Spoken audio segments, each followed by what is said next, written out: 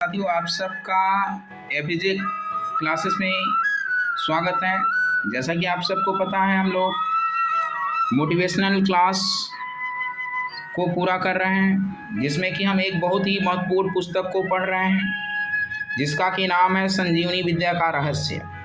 तो हमने इससे पहले संजीवनी विद्या के रहस्य के 5 पार्ट पूरे कर लिए हैं। आज हम भाग 6 के लिए पढ़ने जा रहे हैं।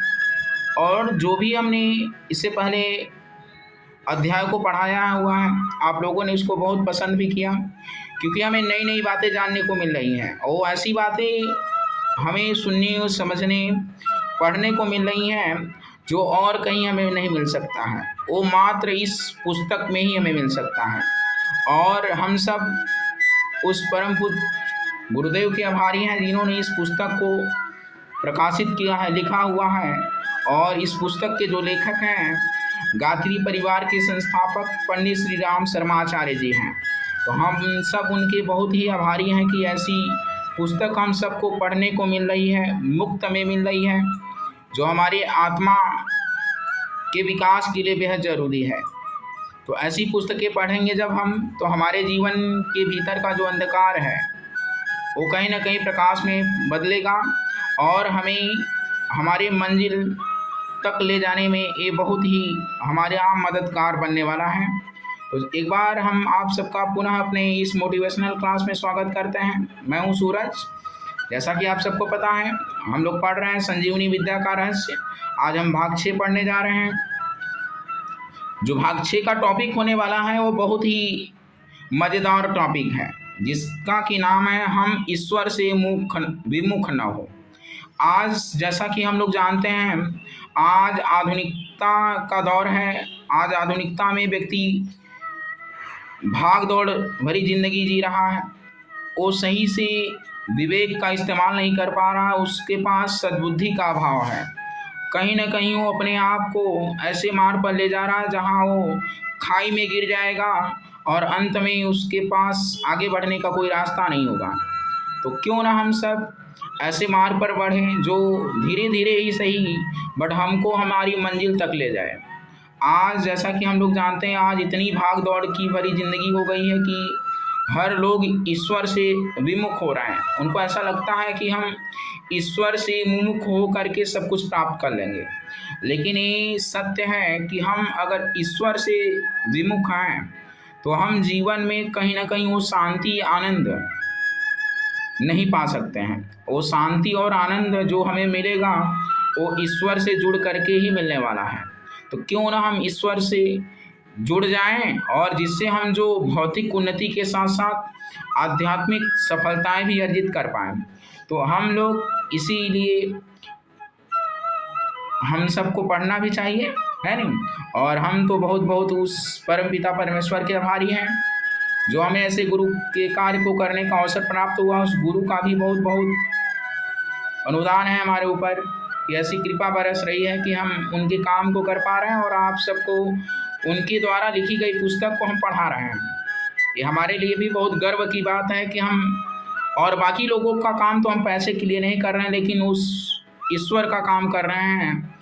उस फैक्ट्री से जुड़े होने के नाते लोगों को दिशा देना, लोगों को भटके हुए राह से सही राह पर ले जाना और समाज की सेवा करना, ये सब उस शिष्य का कर्तव्य है जो गुरु के आदेशों को मानता है।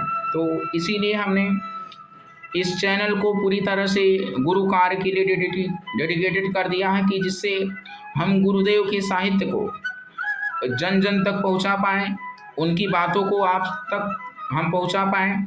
माध्यम हम हैं, लेकिन कराने वाला कोई और है।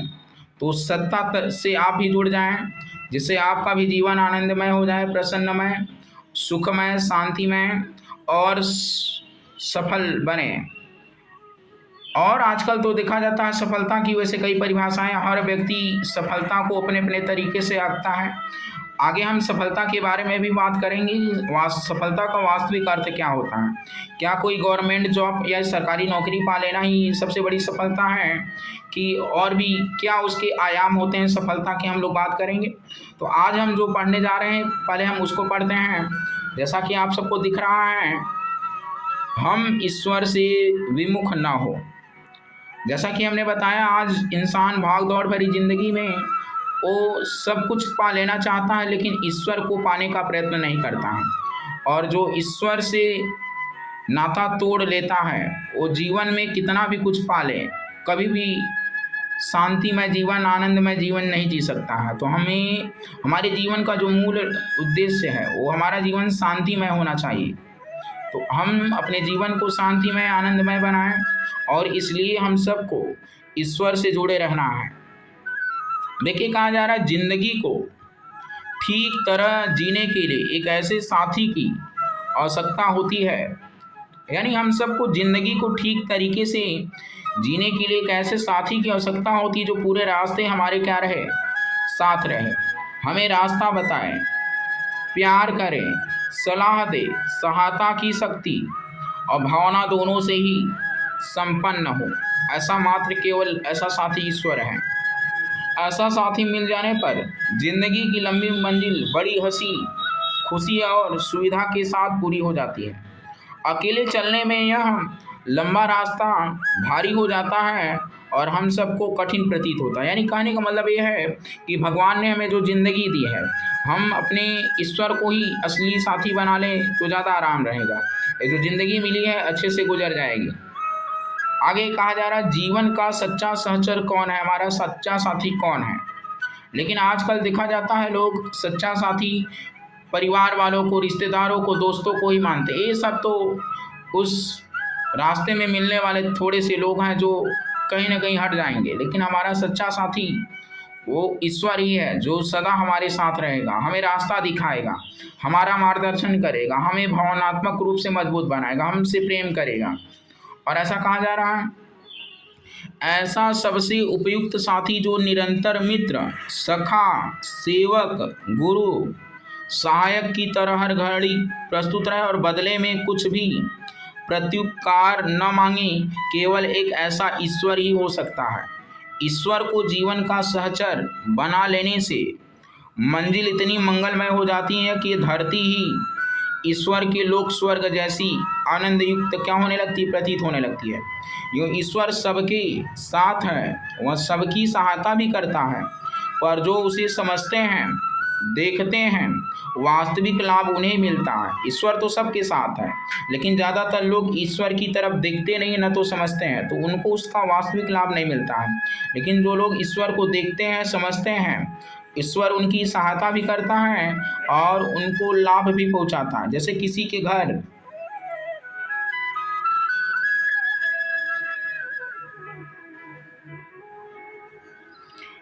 घर में सोना गड़ा है, उसे वहाँ प्रतीत न हो तो गरीबी ही अनुभव होती है रहेगी। जैसे मान लीजिए किसी का घर है और वो गरीबी में जीवन जी रहा है और उसके घर के ही नीचे सोना गड़ा हुआ है, लेकिन उसको खुद नहीं पता हो तो वो गरीब ही बना रहेगा। लेकिन अगर किसी दूसरे को पता हो जाए कि उसके घर के नीचे सोना गड़ा है, तो कहीं ना कहीं वो सोना निकाल कर अमीर हो सकता है। किंतु यह मालूम हो कि हमारे घर में इतना सोना है तो उसका भले ही उपयोग न किया जाए, मन में अमीरी का गर्व और विश्वास बना रहेगा। ईश्वर को भूले रह, अगर हम सबको भी पता चल जाए कि हमारा एक ऐसा साथी है जो सदा हमेशा हमारे साथ रहता, हम सबकी मदद करता, हम सबकी सहायता करता है, हम सबसे प्रेम करता, जो हमें कभी छोड़ करके नहीं जाएगा और हमारी यात्रा में हमेशा सदा हमारे साथ रहेगा, तो हम सबको बड़ा गर्व होगा कि ऐसा साथी ईश्वर है। तो ईश्वर को भूले रहने पर हमें अकेला प्रतीत होता है, पर जब उसे अपने रोम रोम में समाया हुआ अजस्र प्रेम और सहयोग बरसाता हुआ हम अनुभव करते हैं तो साहस हजारों गुना अधिक हो जाता है और आशा और विश्वास से हृदय हर घड़ी हम सबका भरा रहता है। जिसने ईश्वर को भुला रखा, यानी जो ईश्वर को भूल बैठा है, अपने बलबूते पर ही सब कुछ करता है, यानी जो सोचता है कि हम सब कुछ अकेले कर लेंगे, ईश्वर का कोई काम नहीं, और सोचता है उसे जीवन बहुत भारी प्रतीत होता है। इतना वजन उठाकर चलने में उसके पैर लड़खड़ा जाते हैं। कठिनाइयाँ और आपत्तियाँ सामने आने पर भय और आशंका से कलेजा धक धक करने लगता है। अपने साधनों में कमी देखने पर भविष्य अंधकारमय प्रतीत होने लगता है। पर जिसे ईश्वर पर विश्वास है वह सदा यह अनुभव करेगा कि कोई बड़ी शक्ति मेरे साथ है। जहाँ अपने बल थक जहाँ अपना बल थकेगा वहाँ उसका बल मिलेगा। जैसे हम लोग कहीं यात्रा पर जाते हैं, कोई चीज़ लेकर जाते हैं, अगर हम ढोते ढोते थक जाते हैं तो हमारे जो दूसरा साथी हो उसको ले लेता है, तो हम अपने आप को बहुत हल्का महसूस करते हैं। तो हम सब भी इस संसार में आए हैं मानव के रूप में। कष्ट, कठिनाइयाँ, विपत्तियाँ आएंगी, लेकिन हम जब थक जाएंगे तो उसको हमारा साथ या हिम्मत हमें बढ़ाने के लिए ईश्वर आएगा। जहाँ अपने साधन कम पड़ रहे होंगे वहाँ उसके साधन उपलब्ध होंगे। इस संसार में क्षण क्षण पर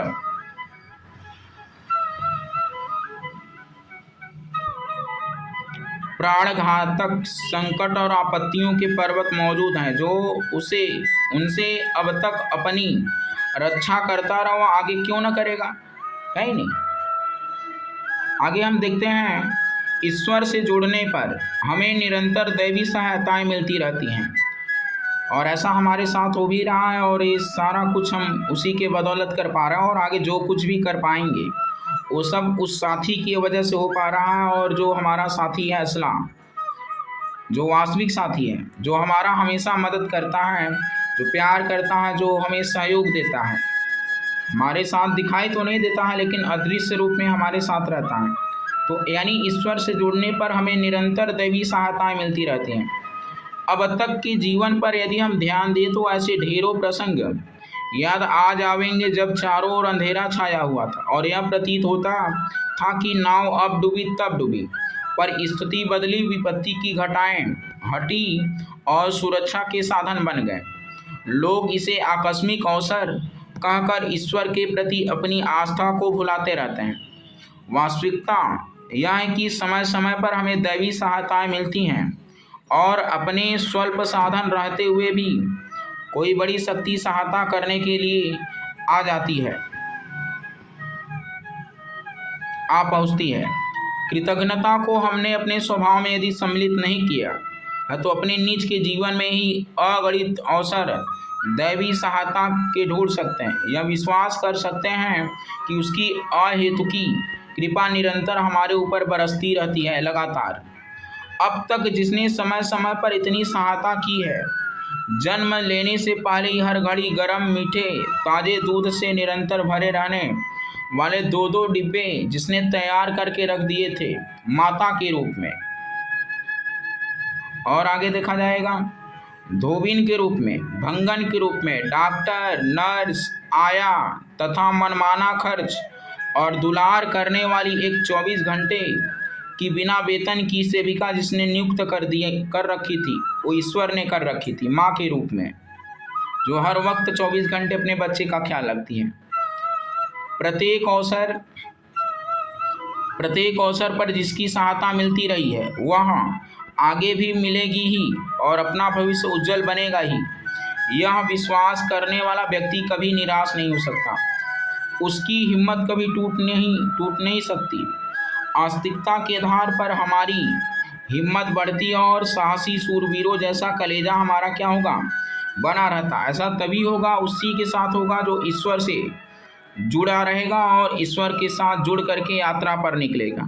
अगर कोई अकेले इस जीवन की यात्रा को पूरा करना चाहता है तो कहीं ना कहीं यात्रा आधी अधूरी रहेगी, उसमें कोई आनंद नहीं होगा। आनंद तब होगा जब हम अपने असली साथी को ढूंढ लेंगे, यानी वो असला साथी हमारा ईश्वर है। आगे हम अगला टॉपिक देखते हैं, निर्भयता का वरदान। निर्भयता का वरदान। डरता वह है जिसे ईश्वर का डर नहीं होगा। जो ईश्वर से डरता है, उसके आदेशों का उल्लंघन नहीं करता, उसे इस संसार में किसी से भी डरना नहीं पड़ता। संसार की हर वस्तु से डरने और सुसंस्कृत रहने का एक ही कारण है कि ईश्वर से न डरना, उसकी अवज्ञा करना। जो ऐसा नहीं करते उसे अपना मित्र, सहायक और मार्गदर्शक मानते हैं, उन्हें सबसे पहला उपहार निर्भयता का प्राप्त होता है। उन्हें फिर किसी से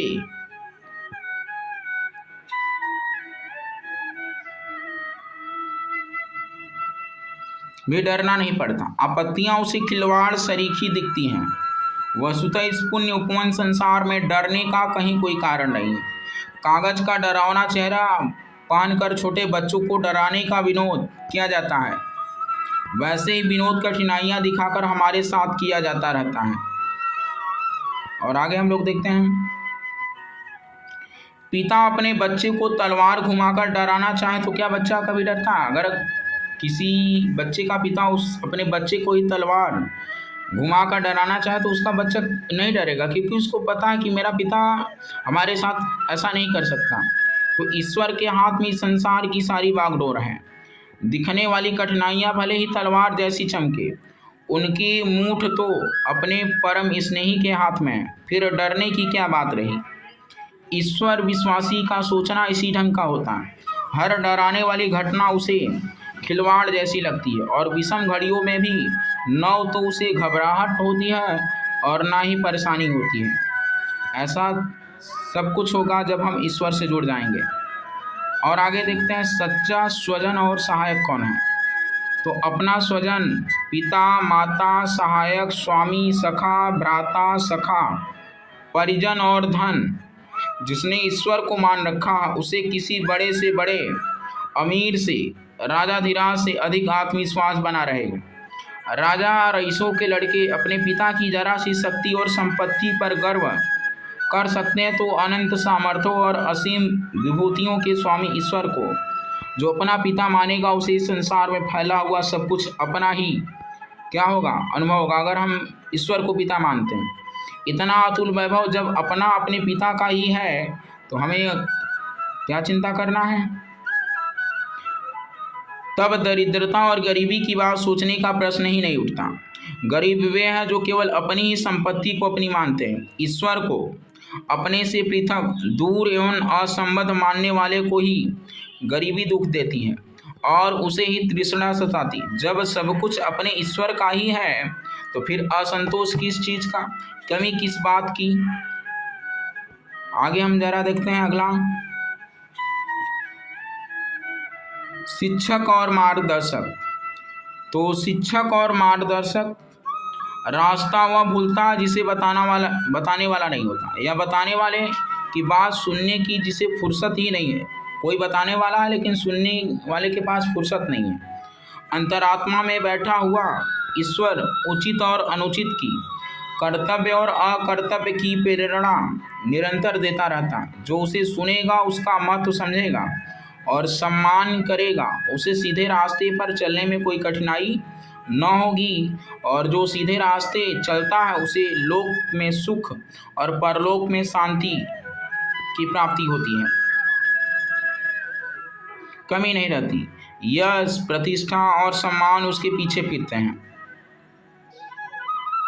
भले ही धन की दृष्टि से वह अमीर ना हो पाए, पर महत्ता उसके चरणों पर लौटती रहती है। महापुरुषों और नर रत्नों में ही वह गिना जाता है। ईश्वर को जिसने पहचाना, अपनाया, वह नर से नारायण, पुरुष से पुरुषोत्तम बनकर रहता है। सदाचार और कर्तव्य परायणता,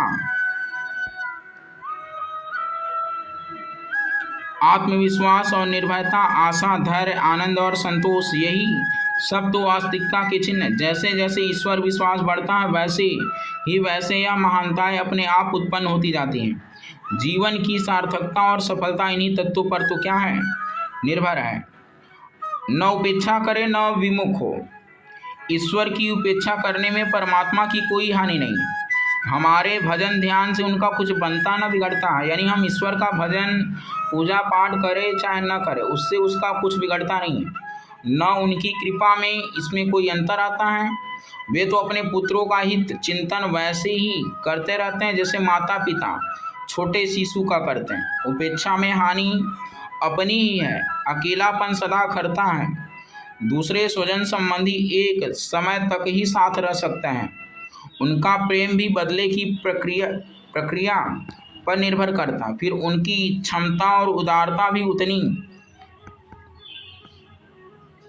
बढ़ी चढ़ी कहाँ होती है। सबसे श्रेष्ठ, सबसे सस्ता साथी ईश्वर ही हो सकता है। उसकी उपेक्षा करके अपना ही सबसे अधिक अहित होता है। हम सब उन लाभों से वंचित रह जाते हैं जो भगवान के सानिध्य में रहने से हमें प्राप्त हो सकते थे। गाड़ी दो पहिए से चलती है, हम सबको पता है गाड़ी दो पहिए से चलती है। अपनी गाड़ी में एक पहिया अपना और एक ईश्वर का लगा ले तो जो गति आती हुआ एक पहिए से नहीं आ सकती। ईश्वर विभिन्न जीवन ऐसा ही है, जैसे बिना शरीर के प्रेत पिशाच की योनि में विचरण करने वाला आत्मा, उसे अशांति ही मिलती है, असंतोष, द्वेष, क्लेश से ही ऐसी मनोभूमि जलती और संत्रस्त करती है। परमात्मा से विमुख होकर हम पाते कुछ नहीं बल्कि बहुत कुछ खोते हैं। तो समय रहते इस भूल को सुधार लिया जाए तो ही अच्छा है, और हम परमात्मा से जुड़े और ईश्वर विश्वास करें, जिससे हम सबका जीवन आनंदमय बने और हम सब परमात्मा के अनुदान को ग्रहण कर पाएँ। तो साथियों, ये आज का टॉपिक यहीं पर समाप्त होता है। थोड़ा हम इसलिए क्षमा चाहेंगे कि क्योंकि हम थोड़ा आपको क्लासेस रेगुलर नहीं दे पाते थे, क्योंकि कुछ बीच में छुट्टी की यात्राएं भी थी। तो अब यात्रा पूरी हो गई, अब हम आपको हर रोज़ गुरुदेव के साहित्य को ऐसे ही अच्छी अच्छी बात को लेकर आएंगे। आगे इसी के आगे हम अगला पार्ट लेकर आएंगे आपके साथ पढ़ने। हम आपको दिखा भी दे रहे हैं आगे हम क्या पढ़ने वाले हैं।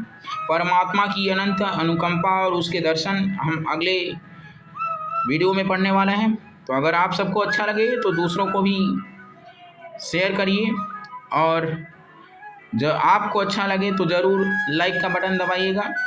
और जो लोग देख रहे हैं या सुन रहे हैं, अगर जो लोग भी हमारे चैनल को सब्सक्राइब नहीं किए, वो ज़रूर चैनल को सब्सक्राइब कर दें और बेल आइकन को प्रेस कर दें, जिससे आने वाले नोटिफिकेशन आपको समय समय पर मिलते रहें। तो आज इतना ही, मिलते हैं हम नेक्स्ट वीडियो में। धन्यवाद आप सबको।